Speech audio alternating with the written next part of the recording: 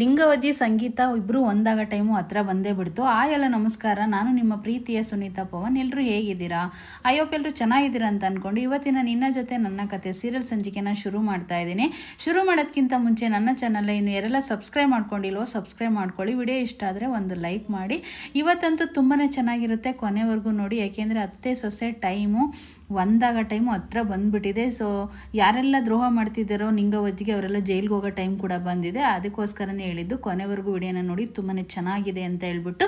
ಅಜಿತ್ ಸುಮ್ಮನೆ ಬಿಡ್ತಾನ? ಅನ್ಯಾಯ ಮಾಡಿರೋನಂತೂ ಖಂಡಿತ ಸುಮ್ಮನೆ ಬಿಡೋದಿಲ್ಲ, ಜೈಲಿಗೆ ಕಳಿಸ್ತಾನೆ. ಸೊ ಹಾಗಾಗಿ ಏನಾಯಿತು ಏನು ಕತೆ ಅಂತ ಹೇಳ್ಬಿಟ್ಟು ಕೊನೆವರೆಗೂ ನೋಡಿ. ರಾಜೇಂದ್ರ ತಪ್ಪು ಮಾಡಿದನೋ ಇಲ್ವೋ ಗೊತ್ತಿಲ್ಲ, ಇವಾಗ ಕೊನೆವರೆಗೂ ಗೊತ್ತಾಗುತ್ತೆ. ಸೊ ತಪ್ಪು ಮಾಡಿರೋದನ್ನ ಜೈಲಿಗೆ ಕಳಿಸ್ತಾನೆ. ಸೊ ಬನ್ನಿ ಈಗ ಶುರು ಮಾಡೋಣ. ಶುರು ಮಾಡೋದಕ್ಕಿಂತ ಮುಂಚೆ ಹೇಳಿದ್ನಲ್ಲಾಗಲೇ ಕೊನೆವರೆಗೂ ವಿಡಿಯೋನ ನೋಡಿ. ಸೊ ಇನ್ನು ನಿಂಗವಜ್ಜಿ ಎಲ್ಲೋದ್ರಪ್ಪ ಎಲ್ಲ, ಇವತ್ತು ಸತ್ಯನಾರಾಯಣ ಪೂಜೆ, ಒಬ್ಬರು ಕೂಡ ಕಣ್ಣಿಗೆ ಕಾಣಿಸ್ತಾ ಇಲ್ಲ ಅಂತೇಳಿ ರೂಮಿಂದ ಹೊರಗಡೆ ಬರ್ತಾರೆ. ಎಲ್ಲರೂ ಹುಡುಕ್ತಾ ಇರ್ತಾರೆ, ಇಲ್ಲಿ ಯಾರೂ ಕಾಣಿಸೋದೇ ಇಲ್ಲ. ಸೊ ಫೈನಲಿ ಬರ್ತಾರೆ. ಬಂದ ತಕ್ಷಣನೇ ಆಶೀರ್ವಾದ ತೊಗೋಬೇಕು ಅಂತೇಳಿ ಚಂದ್ರಿಕನು ರಾಜೇಂದ್ರ ಇಬ್ಬರು ಕೂಡ ವೆಡ್ಡಿಂಗ್ ಆ್ಯನಿವರ್ಸರಿ ಆಗಿರುತ್ತೆ ಅವ್ರದ್ದು. ಸೊ ಹಾಗಾಗಿ ಆಶೀರ್ವಾದ ಮಾಡಿಯತ್ತೆ, ಇವತ್ತು ನಮ್ಮದು ವೆಡ್ಡಿಂಗ್ ಆ್ಯನಿವರ್ಸರಿ ಅಂತ ಹೇಳ್ಬಿಟ್ಟು ಆಶೀರ್ವಾದನ ಮಾಡಿಸ್ಕೊಳ್ತಾರೆ. ಮಾಡಿಸ್ಕೊಂಡಿದ್ದಾದಮೇಲೆ ಇವತ್ತು ನಿನಗೆ ವೆಡ್ಡಿಂಗ್ ಆ್ಯನಿವರ್ಸರಿ ಒಳ್ಳೆ ಗಿಫ್ಟ್ ಕೊಡಬೇಕಂತ ಇದ್ದೆ ಕಣೆ, ಆದರೆ ನಿನ್ನ ಗಂಡ ಬೇಡ ಅಂತೇಳಿ ಅಜ್ಜಿ ಹೇಳ್ತಾರೆ. ಇಲ್ಲ, ನನ್ನ ಗಂಡ ಇದ್ದಾನಲ್ಲ, ಯಾವುದು ತೊಗೊಳಕ್ಕೆ ಇಷ್ಟನೇ ಪಡೋದಿಲ್ಲ ಅಂತೇಳಿ ಚಂದ್ರಿಕಾ ಹೇಳ್ತಾಳೆ. ಸೊ ಮಯೂರಿ ಕೂಡ ಅಷ್ಟೇ ಖುಷಿಯಿಂದ ಅಪ್ಪ ಮುಂದು ಇವತ್ತು ವೆಡ್ಡಿಂಗ್ ಆ್ಯನಿವರ್ಸರಿ ಅಂತ ಕೂಡ ತುಂಬ ಖುಷಿಯಾಗಿ ಹೇಳ್ತಾರೆ. ಸಂಗೀತ ಇದ್ಕೊಂಡು ಇವತ್ತು ನೀವು 100 ವರ್ಷ ಸುಖವಾಗಿ ಸಂತೋಷವಾಗಿ 20 ವರ್ಷದಿಂದ ಈ ರೀತಿ ಬದುಕ್ತಾ ಇದ್ದೀರಲ್ಲ, ಅದೇ ರೀತಿ ಬಾಳಿ ಅಂತ ಹೇಳ್ಬಿಟ್ಟು ರಾಮಣ್ಣ ಸಂಗೀತ ಇಬ್ಬರು ಕೂಡ ಆಶೀರ್ವಾದ ಮಾಡ್ತಾರೆ. ಸೊ ಫೈನಲಿ ರಾಮಣ್ಣ ಹೇಳ್ತಾನೆ, ಹೋಗಿ ಸಂಗೀತ ತೊಗೊಂಡು ಬಾ, ಒಂದು ಗಿಫ್ಟ್ ತಂದಿರ್ತಾರೆ ತಂಗಿಗೋಸ್ಕರ ರಾಮಣ್ಣ. ಸೊ ಹಾಗಾಗಿ ಒಂದು ಗಿಫ್ಟ್ನ ತಂದಿರೋದಕ್ಕೋಸ್ಕರ ಕೊಡು ಹೋಗು ಅಂತ ಹೇಳ್ಬಿಟ್ಟು ರಾಮಣ್ಣ ಹೇಳ್ತಾರೆ. ಚಂದ್ರಿಕಾ ಬಂದ್ಬಿಟ್ಟು ಮುಂದೆ ನಿಂತ್ಕೋತಾಳೆ. ಆಗ ಗಿಫ್ಟ್ನ ಸಂಗೀತ ಕೊಡ್ತಾಳೆ. ಕೊಟ್ಟ ತಕ್ಷಣ ಚಂದ್ರಿಕಾ ಈಸ್ಕೊಂಡು ಆ ಗಿಫ್ಟ್ನ ತುಂಬ ಖುಷಿ ಪಡ್ತಾಳೆ. ಓಪನ್ ಮಾಡಿಬಿಟ್ಟು ಒಂದು ನಕ್ಲೀಸ್ ತಂದಿರ್ತಾರೆ ಚೆನ್ನಾಗಿರೋದು. ಸೊ ಅದನ್ನು ನೋಡಿ ಬಾಯ್ ಬಿಟ್ಬಿಡ್ತಾಳೆ, ಹಂಗೇನೆ ಎಷ್ಟು ಚೆನ್ನಾಗಿರುತ್ತೆ ಅಂತ ಹೇಳ್ಬಿಟ್ಟು. ಅದನ್ನ ಸಂಗೀತ ಕೊಳ್ಳಿ ಕೂಡ ಹಾಕ್ಬಿಟ್ಟು ಇದೇ ರೀತಿ ಸುಖ ಸಂತೋಷ ನೆಮ್ಮದಿಯಿಂದ ಇರೋ ಸಂಗೀತ ಚಂದ್ರಿಕಾ ಚೆನ್ನಾಗಿರಿ ಅಂತ ಹೇಳ್ಬಿಟ್ಟು ಹೇಳಿದಾಗ ಮಯೂರಿ ಇದ್ಕೊಂಡು ತುಂಬ ಚೆನ್ನಾಗಿದೆ ಅಂತ ಕೂಡ ಹೇಳ್ತಾ ಇರ್ತಾಳೆ. ಸೊ ಫೈನಲಿ ಒಬ್ರಿಗೊಬ್ರು ಅದಕ್ಕೇನಾದ್ನೇ ಇಬ್ಬರು ಹಗ್ ಮಾಡಿಕೊಂಡು ಇನ್ನೇನು ಫೈನಲಿ ಇವತ್ತು ಒಂದು ಮುಖ್ಯವಾದ ಕೆಲಸ ಇರುತ್ತೆ. ಯಾರಿಗೆ? ರಾಜೇಂದ್ರಿಗೂ ಚಂದ್ರಿಕನ್ಗೂ ಮುಖ್ಯವಾದ ಕೆಲಸ ಇರುತ್ತೆ. ಸಾಯಂಕಾಲ ಸತ್ಯನಾರಾಯಣ ಪೂಜೆ ಇರುತ್ತೆ. ಸೊ ಆದರೂ ಕೂಡ ಹೋಗಲೇಬೇಕಾಗಿರುತ್ತೆ. ಇನ್ನು ಅಣ್ಣ ಕೂಡ ಆಶೀರ್ವಾದ ಮಾಡ್ತಾನೆ ಹಗ್ ಮಾಡಿಕೊಂಡು. ಸೊ ಎಲ್ಲ ಆದಮೇಲೆ ಇನ್ನು ರಾಜೇಂದ್ರ ಹೇಳ್ತಾನೆ, ಅತ್ತೆ ಇವತ್ತು ನಾವು ಹೊರಗಡೆ ಹೋಗಬೇಕು, ಏಕೆಂದರೆ ನಿನ್ನ ಮಗಳು ನನಗೆ ತುಂಬ ದಿನಲಿದ್ದ ರೇಷ್ಮೆ ಸೀರೆ ಕೊಡಿಸ್ರಿ ಅಂತ ಕೇಳ್ತಾ ಇದ್ಲು. ಸೊ ಹಾಗಾಗಿ ಇವತ್ತು ವೆಡ್ಡಿಂಗ್ ಆ್ಯನಿವರ್ಸರಿ ಅಲ್ವಾ ಅವಳದು, ರೇಷ್ಮೆ ಸೀರೆ ಕೊಡಿಸ್ಬೇಕು ಅಂತ ಹೋಗ್ತಾ ಇದ್ದೀನಿ ಅತ್ತೆ ಅಂತ ಹೇಳ್ಬಿಟ್ಟು ರಾಜೇಂದ್ರ ಹೇಳ್ತಾನೆ. ಆಯಿತು ಅಂತ ಅಂದಾಗ ಚಂದ್ರಿಕಾ ಒಂದು ನಿಮಿಷ ಇರಿ ಅಂತ ಹೇಳ್ಬಿಟ್ಟು ಗ್ಲಾಸಲ್ಲಿ ಹೋಗಿ ಎಲ್ಲ ಕಷಾಯನ ತಂದು ಕೊಡ್ತಾಳೆ. ಆ ಕಷಾಯದಲ್ಲಿ ಏನೋ ಹಾಕಿರ್ತಾಳೆ ಎಲ್ರಿಗೂ ಕೂಡ, ಆದರೂ ಕೂಡ ಅದನ್ನು ಕುಡಿಯೋಕ್ಕೆ ಶುರು ಮಾಡ್ಕೊತಾರೆ. ಇನ್ನು ಫೈನಲಿ ಇಲ್ಲಿ ಒಂದು ಕಡೆ ಅಜಿತನು ಮತ್ತು ಇವರಿಬ್ಬರು ಹೊರಗಡೆ ಬಂದಿರ್ತಾರೆ, ಶ್ರವಣ್. ಮತ್ತು ಇಲ್ಲಿ ಸಂಗೀತ ಫೋನ್ ಮಾಡ್ತಾಳೆ, ಎಲ್ಲೋದ್ರಿ ತಿಂಡಿಗೆ ಯಾವಾಗ ಬರ್ತೀರಾ ನೀವು, ಅತ್ತೆ ಕರೀತಿದ್ದಾಳೆ ನಿಮ್ಮನ್ನ ಅಂತ ಹೇಳ್ಬಿಟ್ಟು. ಬರ್ತೀವಿ ನಾವು, ಒಂದು ಸ್ವಲ್ಪ ಈಗ ಸತ್ಯನಾರಾಯಣ ಪೂಜೆಗೆ ಏನೇನು ಬೇಕೋ ಅದನ್ನೆಲ್ಲ ತೊಗೊಂಡು ಹೊರಗಡೆ ನಾವೆಲ್ಲ ಬರೋಷ್ಟರಲ್ಲಿ ಸ್ವಲ್ಪ ಲೇಟ್ ಆಗುತ್ತೆ ರಮಣ, ನೀವು ಊಟ ಮಾಡ್ಕೊಳ್ಳಿ, ತಿಂಡಿ ತಿನ್ಕೊಬಿಡಿ, ನಾವು ಬರೋದು ತುಂಬ ಲೇಟ್ ಆಗುತ್ತೆ ಅಂತ ರಾಮಣ್ಣಂಗೆ ಹೇಳ್ತಾನೆ. ಆಗ ಹೇಳಿದ ತಕ್ಷಣ ಸರಿ ಬಾವ ಆಗಿದ್ರೆ ಬನ್ನಿ ಅಂತ ಹೇಳ್ಬಿಟ್ಟು ರಾಮಣ್ಣ ಕೂಡ ಹೇಳ್ತಾನೆ.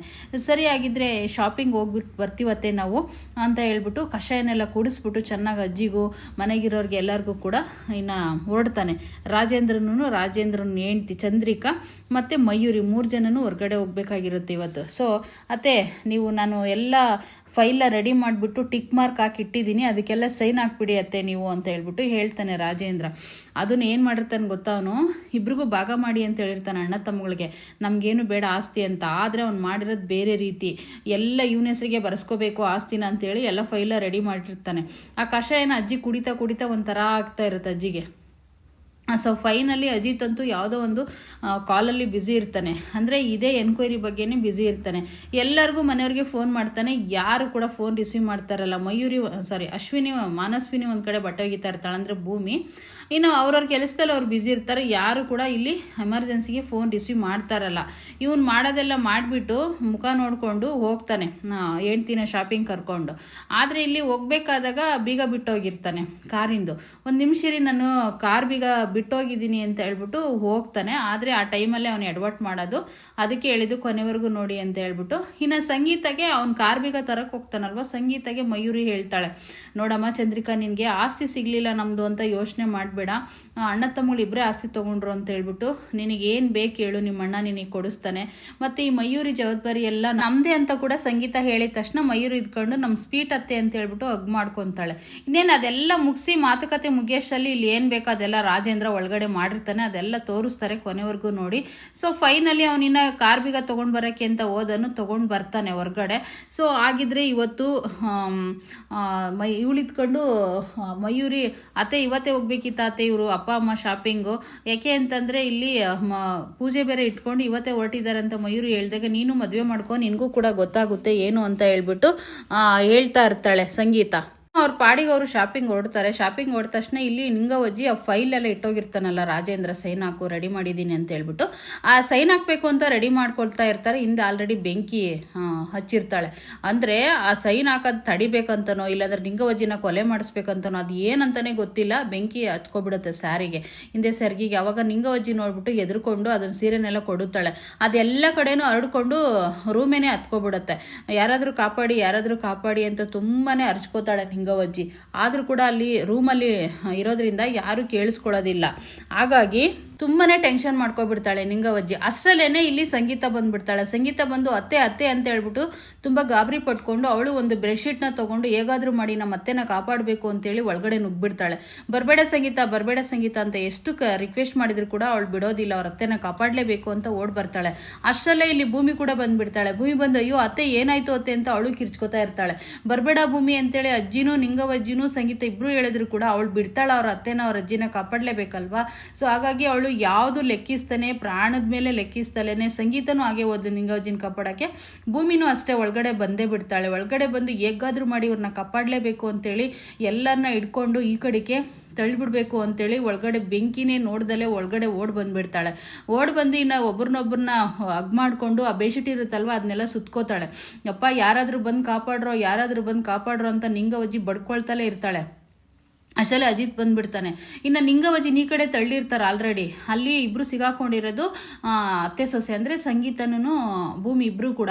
ಇಲ್ಲಿ ಇವ್ರು ಮಲಗಿರ್ತಾರಲ್ವ, ಚೆನ್ನಾಗಿ ಕುಡಿಸಿರ್ತಾರಲ್ವ, ಚೆನ್ನಾಗಿ ಮಲ್ಕೊಳ್ಳಿ ಅಂತ ಹೇಳ್ಬಿಟ್ಟು ಅದರಲ್ಲೇನೋ ಕಷಾಯದಲ್ಲಿ ಹಾಕ್ಬಿಟ್ಟು. ಸೊ ಫೈನಲಿ ಇವ್ರಿಗೆ ಕೂಡ ಸ್ವಲ್ಪ ಎಚ್ಚರಿಕೆ ಆಗುತ್ತೆ, ಯಾರಿಗೆ ರಾಮಣ್ಣಂಗೆ ಸತ್ತಿಂಗೆ ಎಲ್ಲರಿಗೂ ಕೂಡ. ಅಷ್ಟರಲ್ಲಿ ಶ್ರವಣ್ ಕೂಡ ಅಲ್ಲಿಗೆ ಎಂಟ್ರಿ ಆಗ್ತಾನೆ.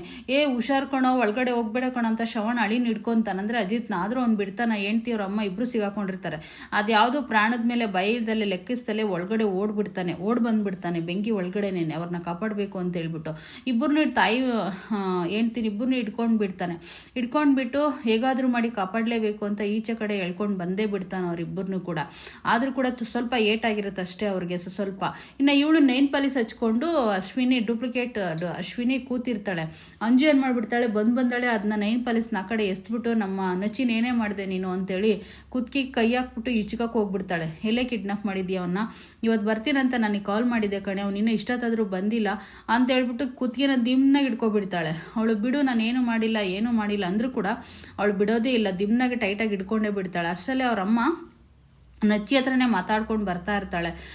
ಏನು ಮಾಡ್ಕೋತಿದ್ದೀರ ನೀವಿಬ್ರು ಅಂತೇಳಿ ಇಬ್ಬರನ್ನೂ ಬಿಡಿಸ್ತಾಳೆ. ಅಷ್ಟರಲ್ಲಿ ಅಜ್ಜಿ ಕೂಡ ಎಂಟ್ರಿ ಆಗಿಬಿಡ್ತಾಳೆ. ಮತ್ತು ಮಂಜುಳಾ ಅವರೆಲ್ಲ ಎಂಟ್ರಿ ಆಗಿಬಿಟ್ಟು ಯಾಕೆ ಇಷ್ಟೊಂದು ಅಳ್ತಾ ಇದ್ದಾಳೆ, ಕಾವೇರಿ ಹರಿತಾ ಇದೆಯಲ್ಲ ಇವಳು ಕಣ್ಣಲ್ಲಿ ಅಂತ ಅಜ್ಜಿ ಕೇಳ್ತಾಳೆ. ಅದೇನಿಲ್ಲ ಅತ್ತೆ, ನಚ್ಚಿ ಬೇರೆ ಬರ್ತೀನಿ ಅಂತ ಹೇಳಿದ್ದೆ ಇದೇ ಟೈಮ್ಗೆ. ಈಗ ಅವನು ಏನೋ ಪ್ರಾಬ್ಲಮ್ ಆಯ್ತಂತೆ, ಮಧ್ಯದಲ್ಲಿ ಬರಬೇಕಾದಾಗ ಹಾಸ್ಪಿಟ್ಲಿಂದ ಒಂದು ಎಮರ್ಜೆನ್ಸಿ ಕಾಲ್ ಬಂದ್ಬಿಟ್ಟು ಅವ್ನು ಹಾಸ್ಪಿಟ್ಲಿಗೆ ಆಗೇ ಹೋಗ್ಬಿಟ್ಟಿದ್ದಾನೆ, ನಚ್ಚಿ ಬಂದಿಲ್ಲ ಅಂತ ಹೇಳ್ಬಿಟ್ಟು ಅವಳು ತುಂಬ ಅಳ್ತಿದ್ದಾಳೆ ಅಂತ ದೇವಿಯನಿ ಹೇಳ್ತಾಳೆ. ಅಯ್ಯೋ ದಡ್ಡಿ, ಇಷ್ಟೇನಾ ನಿನ್ನ ಪ್ರಾಬ್ಲಮ್ಮು ಅಂತ ಅಂದಾಗ, ನಾನು ನಚ್ಚಿ ಜೊತೆಗೆ ಮಾತಾಡ್ಕೊಂಡು ಬರ್ತಾ ಇದ್ದೀನಿ. ಅಂಜು ನೋಡಿ ಇಲ್ಲಿ ಮೆಸೇಜ್ ಹಾಕಿರೋದಾದ್ರು ನಚ್ಚಿ, ಯಾಕೆ ಇಷ್ಟೊಂದು ಗಾಬರಿ ಮಾಡ್ಕೊಂಡು ಇದು ಮಾಡ್ಕೋತಾ ಇದೆಯಾ ನೀನು ಅಂತ ಹೇಳ್ಬಿಟ್ಟು ದೇವಿಯನಿ ಹೇಳ್ತಾಳೆ. ಮಾಮ್ ನಿಜನಾ ಅಂತೇಳಿ ಮೊಬೈಲ ತೋರಿಸಿದಾಗ ಹೌದು ಕಡೆ ನೋಡಿ ಮೆಸೇಜ್ ಹಾಕಿದ್ದಾನೆ ಅಂತ ಹೇಳ್ಬಿಟ್ಟು ದೇವಿಯನಿ ಹೇಳ್ತಾಳೆ. ಅವಾಗ ಅಜ್ಜಿ ಇದ್ಕೊಂಡು ಎಷ್ಟು ಅದೃಷ್ಟ ಮಾಡಿದ್ದಾನೆ ನನ್ನ ಮೊಮ್ಮಗ, ಇಷ್ಟೊಂದು ಪ್ರೀತಿ ಮಾಡೋ ಹುಡುಗಿ, ಬರ್ತೀನಿ ಅಂದ ತಕ್ಷಣನೇ ಬಂದಿಲ್ಲ ಅಂದ ತಕ್ಷಣ ಇಷ್ಟೊಂದು ಫೀಲ್ ಮಾಡ್ಕೊತೀಯ, ಅಷ್ಟೊಂದು ಇಷ್ಟ ನೀನೇನು ಅಜ್ಜಿ ಅಂದರೆ ನಿನಗೆ ಅಂತೇಳಿ ಅಜ್ಜಿ ಕೇಳ್ತಾರೆ. ನನ್ನ ಪ್ರಾಣ ಅವನು ಅಂತೇಳಿ ಅಂಜು ಹೇಳ್ತಾಳೆ. ಸರಿ ಆಗಿದ್ರೆ ಯಾಕೆ ಇಷ್ಟೊಂದೆಲ್ಲ ಟೆನ್ಷನ್ ಮಾಡ್ಕೊತೀಯ, ಒಬ್ಬಮ್ಮನಿಗೆ ಇಷ್ಟು ಪ್ರಾಣ ಕೊಡೋ ಒಂದು ಹುಡುಗಿ, ಇನ್ನೊಬ್ಬ ಮೊಮ್ಮಗ್ಗೆ ಬಂಗಾರ ಚಿನ್ನ ಅವಳು ಭೂಮಿ, ಅಂಥ ಮೊಮ್ಮಕ್ಕಳನ್ನ ಪಡೆಯೋಕ್ಕೆ, ಅಂಥ ಮೊಮ್ಮಕ್ಕಳು ನೀವಿಬ್ಬರು ಇರೋದಕ್ಕೆ ಎಷ್ಟು ಪುಣ್ಯ ಮಾಡಿದ್ವೋ ಗೊತ್ತಿಲ್ಲ ಅಂತ ಹೇಳ್ಬಿಟ್ಟು ಅವರಿಬ್ಬರು ಹೇಳಿ ಹೋಗ್ತಾರೆ. ಆದರೆ ಇಲ್ಲಿ ಮನಸ್ವಿನಿ ಮಾತ್ರ ಚಿಕ್ಕಮ್ಮ ಹುಷಾರು ನಿನ್ನ ಮಗಳನ್ನ ಅಂತೇಳಿ ಅವಳು ಏನೋ ಒಂದು ಕೊಂಕು ಮಾತಾಡಿ ಹೋಗ್ತಾಳೆ. ಏ ಬೇಬಿ ಯಾಕೆ ಇಷ್ಟೊಂದು ಟೆನ್ಷನ್ ಮಾಡ್ಕೊತೀಯ ನೀನು, ಸ್ವಲ್ಪ ತಾಳ್ಮೆಯಿಂದಿರ ಅಂದ್ರೂ ಕೇಳೋದೇ ಇಲ್ವಲ್ಲೇ ನೀನು, ಈ ಅಶ್ವಿನಿನ ನೋಡ್ಕೊತೀನಿ ಮದುವೆ ಒಂದು ಆಗಲಿ ಅಂತ ಹೇಳ್ಬಿಟ್ಟು ದೇವಿಯೇನಿ ಹೇಳ್ತಾಳೆ. ಇನ್ನು ಅಷ್ಟರಲ್ಲೇ ಇವರೆಲ್ಲರಿಗೂ ಗಾಯ ಆಗಿರುತ್ತೆ. ಗಾಯ ಆಗಿ ಒಬ್ರಿಗೊಬ್ರಿಗೆಲ್ಲ ರಾಧಾ ಬಂದ್ಬಿಟ್ಟು ಆಯಿಲ್ಮೆಂಟ್ನ ಹಚ್ತಾರೆ. ಮತ್ತು ಇನ್ನೊಬ್ರು ಕೂಡ ಡಾಕ್ಟರ್ ಬಂದ್ಬಿಟ್ಟು ಎಲ್ಲರಿಗೂ ಆಯಿಲ್ಮೆಂಟ್ನ ಹಚ್ಚಿ ಸ್ವಲ್ಪ ಗಾಯ ಆಗಿರುತ್ತಲ್ವಾ, ಹಾಗಾಗಿ ಎಲ್ಲರಿಗೂ ಕೂಡ ಆಯಿಲ್ಮೆಂಟ್ನ ಹಚ್ತಾ ಇರ್ತಾರೆ ಡಾಕ್ಟರ್ ಬಂದ್ಬಿಟ್ಟು.